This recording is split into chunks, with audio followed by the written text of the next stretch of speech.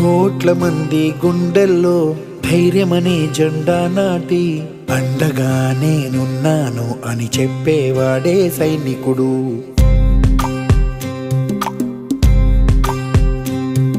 ఈ దేశమే నా ఇల్లంటూ అందరూ నా వాళ్ళంటూ కులం మతం భేదాలను భస్మం చేసేవాడే సైనికుడు.